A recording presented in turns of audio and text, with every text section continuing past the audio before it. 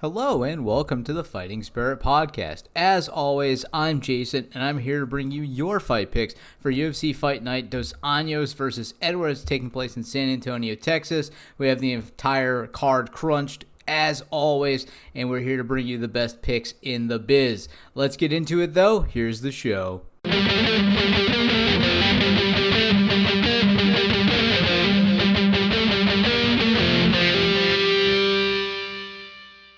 All right, so in our main event at welterweight, we're going to have two heavy contenders in this division at 170 pounds, and Rafael Dos Anjos taking on Leon Rocky Edwards in what will be an amazing match. So we have Edwards, who's ducking the Masvidal fight. They kind of had their thing last time during the UFC card where Till fought Masvidal, but let's get into these guys post-refight.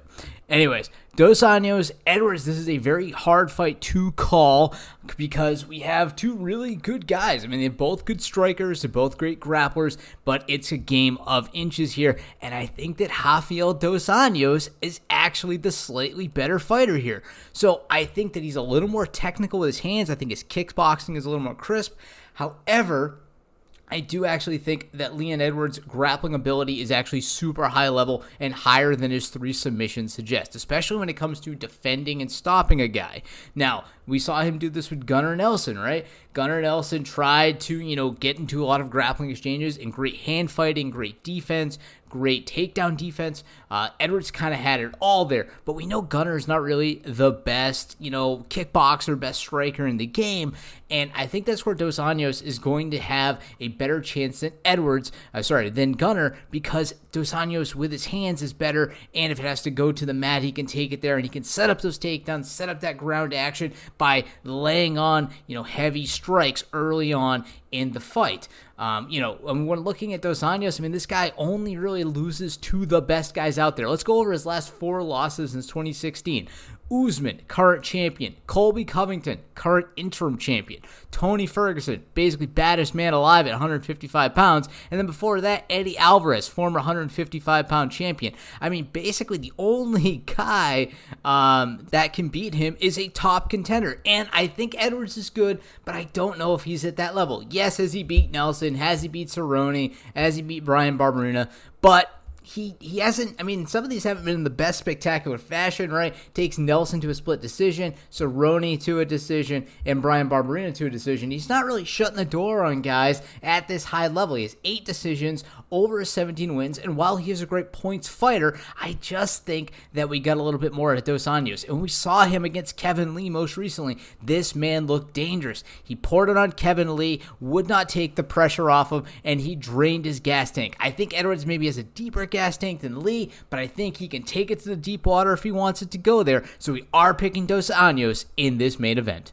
In our co-main event, we have 2 giants at heavyweight. We have the striker versus the grappler. We have experience versus athleticism and, not so much youth. He's actually kind of old himself. But we have Walt Big Ticket Harris taking on Alexei Oleinik, the boa constrictor, in what should be a very good heavyweight matchup. So Walt Harris, he's the younger guy, but he's 36 years of age, came into the UFC a little bit later. But his 12 wins, he's got 12 KOs. Alexei, his record is ridiculous. Look it up. 57-12, 8 KOs, decent, respectable, kind of small number, 45 submissions.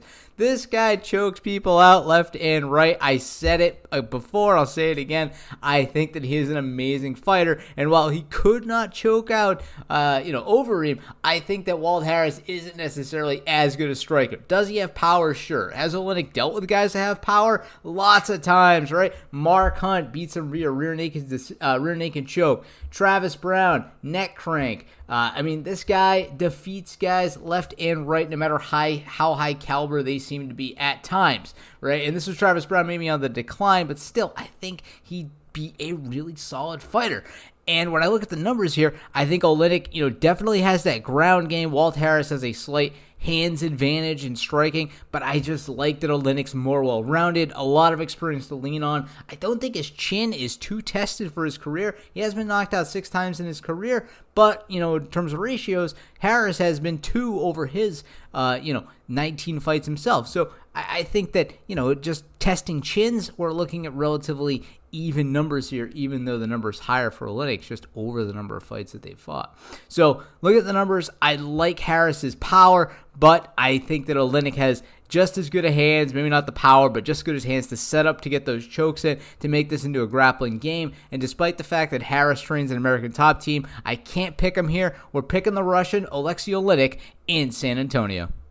All right, and what's probably one of the hardest fights to call on the night, Greg Hardy, Juan Adams. Two very, very green fighters, 4-1 for Hardy, 5-1 for Adams. Both guys swing lunchboxes for hands at each other, so this is a really razor-thin fight. But I honestly think Juan Adams is the better fighter here. Now, hear me out. We know that Greg Hardy is an amazing athlete, but when you look at the volume of striking that Juan Adams puts out and the heaviness of his hands matched up, I don't know if Hardy's going to be able to get one in on him. Plus, these guys have been talking a lot of crap to each other off or outside of the octagon. I mean, they've brought up Hardy's, domestic violence thing, and I think he may have gotten into his head a little bit. Granted, Hardy does have that tough mental fortitude playing in the NFL with the Dallas Cowboys. However, I ultimately think that Juan Adams can pick up the decision here. When it comes to grappling, I think these guys are nearly equal. I only see this fight staying on the feet, and I think that Adams gets it done. Also, I think he has a couple of better victories. We really only saw Hardy defeat that wrestler Dmitry Smolkanov, which was kind of, I think, a gift, whereas, we've seen Juan Adams actually have real fighters, right? La Rocha, in his last outing where he picked up a victory in the third round. Aran Singh Bilar, he did not pick up the victory there, but Bilar looked really good. And I don't think that outside of Alan Crowder, who I thought was getting the better of Hardy early on, I don't think Hardy's seen great competition yet. And again, and he's another top team guy, I don't think he's going to be able to derail Juan Adams here. I think he gets back on track, picks up a W, and continues up the ladder of the heavyweight division. We're picking the Kraken Juan Adams in this bout. Our next one here is an excellent one as well, and it's at lightweight, and it's maybe one of probably, I think, the best fights on the card, except maybe the next one we're about to talk about. James the Texecutioner Vick taking on Dan the Hangman Hooker in what should be an amazing matchup. So we know Hooker and Vick both coming off of nasty losses, right? So actually 2 losses in the case of Vick, right? Get that knockout loss to Gaethje. He was picked apart by Felder, and I think he's looking to get back on track here. Obviously, Hooker was just beat to hell by Edson Barboza, with Barboza, getting back on track his own way. But these guys here, they are very, very similar fighters, but I like the size and edge, assuming the weight cut's not too bad for James Vick here. I think that he is actually a little better striker because of his size and his ranginess. However, I think Hooker does have a little bit better grappling game. He gets inside on him, and I think he's going to put him out, or he could potentially at least take him down. We saw what Gaethje can do to Vick when his chin's a little bit dried up from the weight cut. You get inside, you can put him down. I don't think Hooker has that same level of power and intensity of Gaethje, so I don't necessarily see him get knocked out. The guy's only been knocked out twice in his career, and the last time before Gaethje was Dariush, who also has pretty good hands as well. So I think ultimately Vick gets it done here. I think he gets back to his winning ways. This guy talked a big game. He was talking about climbing this 155-pound division, becoming one of the best in the business, and if he's committed to that goal that he set for himself, that I can see him picking up a W here. The numbers support it, and we are picking Vick in his home state of Texas in this bout. Our next bout, we are going to have another interesting one as well, because the great crap talker Alexander Hernandez, who, talked a big game against Cerrone, is going to be taking on a tough SOB in Francisco Trinaldo. This guy is like a piece of iron. Even at 40 years of age, he's going to be tough to defeat. But I think Hernandez, for all the crap that he talks, does have the skills to put away a guy like Trinaldo. Let's look at the numbers. Hands-wise, I think Hernandez just has better hands. However, when it comes to just aggression and fight IQ, you cannot overlook the fact that Trinaldo has it. I don't know if Hernandez has the, kind of mental fortitude to back up his game. I think that we saw when Cerrone hit him a few times, he kind of cracked a little bit mentally. It wasn't a skills disadvantage. I think he just wasn't there mentally. He felt like he couldn't break Cerrone really early on. This could happen again with Trinaldo, but I think he has the skills, he has the experience now to get it done that way. If we get into a grappling exchange, I think that Hernandez is at least equal to Trinaldo, or at least prevent Trinaldo from submitting him. I'd like him here. Also, a little bit of a reach advantage. He can stay a little rangy on Trinaldo. Again, I think that he can get it done. We're picking Alexander the Great Hernandez in Texas. In our next bout, we'll have two gritty, salty veterans at heavyweight, and this is a hard one to call because both these guys are on kind of the decline, so everything here, grain of salt, trust me. Ben Rothwell is taking on Andre the Pitbull Arlovski, and what should be a, pretty good matchup here. I'm not saying a lot of excitement because I am not really sure who's going to win here. We obviously got Rothwell here, right? Losses to Ivanov, losses to Dos Santos, and his last win came against Josh Barnett when he was still in the UFC back in 2016 before that. And then we look over at Arlovski. He's lost, to Tai Tuivasa, Shamir Aberdikimov. No contest with Walt Harris, and then the Augusto Sakai fight back in April 27th. I mean, he's trying to get a victory. I can see he wants to go out on top, if he wants to go out at all, but he's 40 years old. He's fighting Rothwell, who's 37. It's a tough matchup. When I look at the numbers, and these guys have long histories, long careers, and I don't know if they're still performing at these levels. I look at the numbers, I think the hands are a little bit better for Arlovski. Granted, nobody's got power like Rothwell. 27 KOs over 36 wins. Arlovski's still solid power. 17 knockouts over 27 wins. But I think he's a little more technical fighter. Rothwell, he likes to throw kind of a single heavy shot, try to get the knockout. It is heavyweight, so hey, it does work when it connects, right? Grappling-wise, I think that Arlovski also has the kind of slight advantage here, at least when it comes to takedown defense. When it comes to actual submission game, I think Rothwell, slight advantage here, but I don't really see grinding affairs all that much here. Maybe it'll get on the cage. In which case, I think Arlovski is smart enough to get off there if Rothwell really tries to press that game. Also, 1-inch reach advantage for Rothwell, but I don't think that's going to be too much of a factor here. I think Arlovski ultimately gets it done. I think he snaps his losing streak. It is a tough one to call. I could definitely see this thing going either way. Definitely a grain of salt fight. Either way, though, we're picking the Pitbull in Texas. In our next bout, we have one of the guys with the best fight names in the business, Alex Caceres or Bruce Leroy, taking on Steven Ocho Peterson. Two solid fight names, but you cannot beat Bruce Leroy. That's one of the best fight names in the game, right? Granted, though, his record does not really back up his ability to, be named after Bruce Lee in a sense. He's 14-12. This guy, he wins, loss. His last loss was to Kron Gracie, and Peterson's also coming off a loss himself to Luis Pena. So this is a really kind of tough fight for me to call. Again, when I look at the numbers here, I think that ultimately Caceres has the little bit better hands, Bruce Leroy, but I think this grappling game for Peterson is a little better. He's got 8 submissions over 17 wins. Granted, Leroy does train in an MMA lab, but his record, doesn't evidence the fact that, he is one of the best in the business, so I don't think we can really give him much of an edge here. He does have a 3-inch reach advantage. I just don't think he's going to be able to utilize it, though. We haven't really seen him use his lengthy reach very well. Obviously, Kron Gracie made that a non-factor when he took him down and choked him out in 2 minutes and 6 seconds into the first round. I don't know if Peterson will be as good to do that, but I can definitely see him, pressing that game and taking that reach advantage away from him, put it on the mat as soon as possible, and I think he is superior grappler to Leroy, who really doesn't have much grappling. Well, he's got the 5 submissions, but he doesn't get takedowns very often. That's the thing, and his defense is only ho-hum.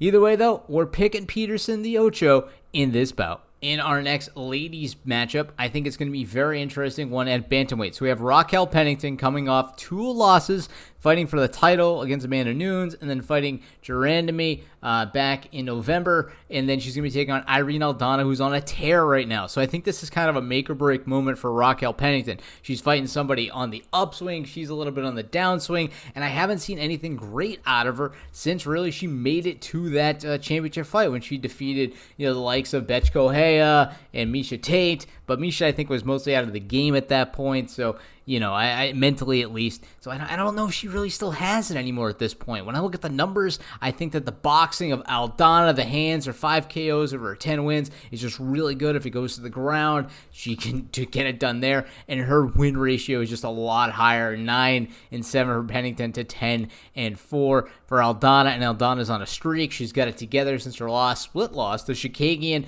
And I think that she's going to do it. I think she's the better fighter. I think grappling, she's at least equal with Pennington, and then hands way superior. Granted, we have the Altitude MMA gym for Pennington. They got some pretty good fighters out of there. Maybe slightly better than Lobo Gym MMA, where Aldana trains out of. But ultimately, I think Aldana gets it done here. I think she does it in Texas. We're picking her in this bout. In our next matchup here, another decent fight. We got Smiling Sam Alvey, always a fan favorite, one of mine, taking on Kilson Abreu in what should be a halfway decent matchup. So Abreu, not a lot of information to go on. He has one UFC fight back in Europe against Magomed Ankalaev, where he lost via decision. Before that, he was in M1. He was down in Brazilian organizations.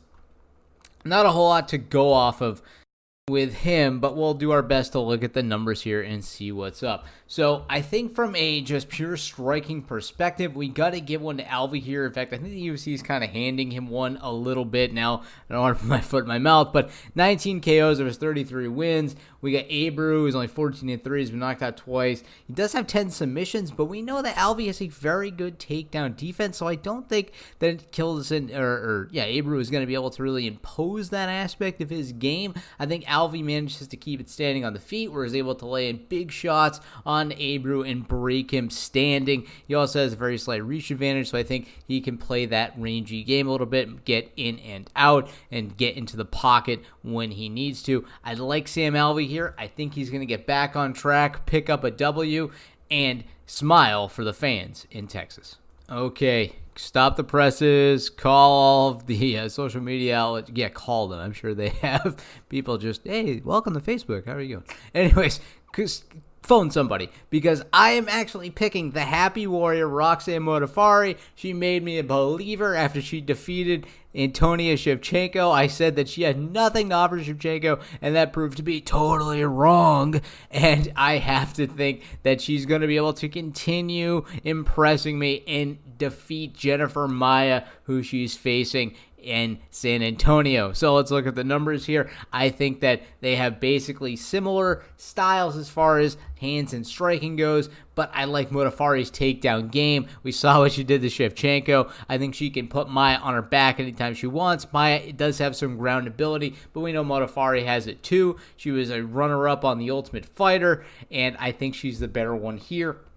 She's proven me wrong in the past. I think she's going to prove me right this time around, and I think she's going to pick up a W for the fans out in Texas. In our next one, we have a men's bantamweight matchup, which should be very interesting because we have Ray Borg, who has not been on a hot streak right now with losses to Demetrius Johnson and Casey Kenny, plus his family, issues that have happened to him, going up against, I think, a young, hungry fighter, 8-0 Gabriel Silva, in what should make a great matchup. So we don't have all available information to us. It's tough to make a definite, but ultimately here, I like the young up-and-comer here in Silva. I think that he has decent knockout power with his 3 KOs over his 8 wins, and we know Borg just doesn't really have a lot of power. Granted, he does have the 6 submissions over his 11 victories, but I believe Silva has very good grappling game for what we've seen, and if nothing else, he's going to be able to work a nice prevention game, I think, against Borg, and make it a fight worth watching. Also, Borg does have a long reach advantage here, but I don't think it's ultimately going to be a factor because I don't like the power in Borg's hands. I don't think he's going to be able to get it done here. As a sidebar, though, the Taz Mexican Devil, solid-ass fight name for Ray Borg. I do like that one, but I just don't see you getting it done here, man. I see yourself going 3 L's in a row, and I see Silva making a stamp on his entrance into the UFC. We're picking Gabriel Silva in this bout. In what should be a razor-thin contest with the bantamweight bouts continuing, we'll have Mario Batista taking on Jinsu Son, and what'll be an interesting contest. Both these guys have lost to top competitors in their last outings, and they were doing very well up until that point. So Corey Sandhagen defeated Mario Batista, and Jinsu Son was defeated by Peter Yan back in September of 2018. So both these guys have lost to the best.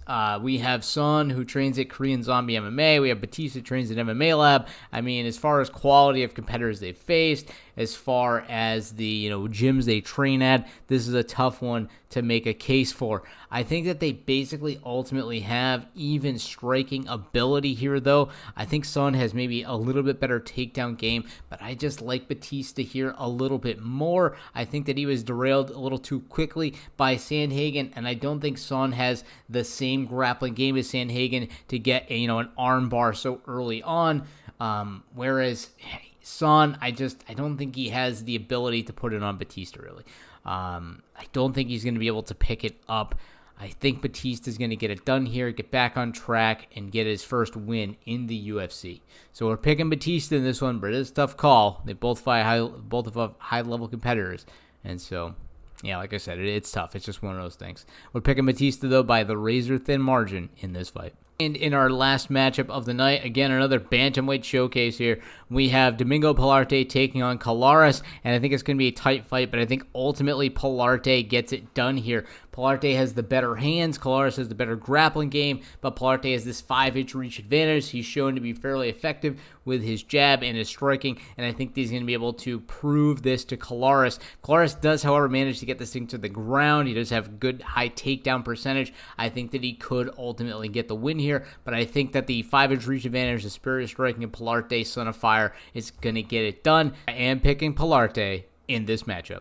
All right, so let's go over them one more time. We have Edwards, Oleinik, Adams, Vick, Hernandez, Arlovsky, Peterson, Aldana, Alvey, Modafferi, Silva, Batista, and Pilarte to round things out in San Antonio. So last week I had kind of a bomb of a matchup. I was calling it a fluke. Let's see if it really was. Let's see if we can turn things around. I'm really hoping that I can, and I'm hoping to give you guys some really good numbers this time around. I do personally feel more confident about these numbers this week than I did last week. For a reason, just I got a bad feeling about it, and I don't have the same feeling, but hopefully we have the results to back it up, and that's what I'm looking to provide to you guys. All right, so I would get into housekeeping, but we have an email, so we're getting into the mailbag for this one. So David writes to us, "Hey Jay, who would win the following badminton bouts?" So, interesting question for MMA, but let's get into it. So, first one here, this one's pretty recent.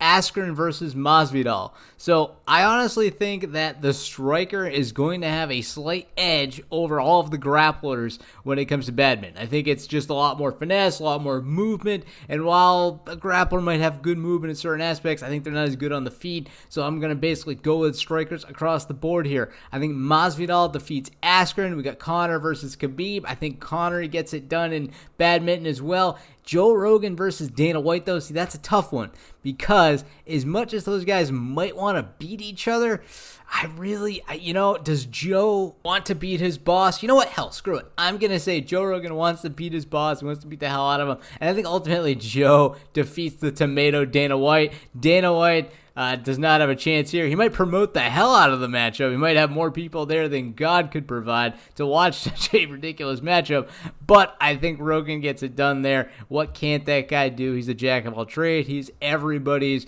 podcast idol. I'm not going to fight it, so we're picking Joe Rogan there, and hey, phone me up, Joe. That's not going to happen. I have like 10 listeners, but I love to do the show. Hey, why not, right? Let's just ask the universe. So thanks, David, for that wacky question. I think strikers have the edge all day. Anyways, you can get in touch with the podcast and literally ask me anything you want, just like David did here at fightingspiritpodcast@gmail.com. You also can get in touch with us on Facebook. I'm on Twitter at MMAFightPicks01. Get in touch with us there. We're also on YouTube. Like and subscribe. Look up the Fighting Spirit Podcast. And lastly, we're on Patreon. It'll be down in the description on YouTube. It'll be down in the description of the podcast to get the link. We're doing a couple different tiers there. You can vote on the beer or liquor reviews we do. You can get some extra betting information pertaining to the fight picks, and you can even have your name read here basically during this exact segment at our top tier to get a little advertising or just some kind of producer credit for the show. I think that's pretty fun to get you guys kind of integrated into things. So that is the show. I thank you for listening. We'll be back with the retrospective as always. We also got another beer review coming on the way before we get to the month of August, and our Patreon voted beer features will be coming out. So, like I said, until then, happy fight picking.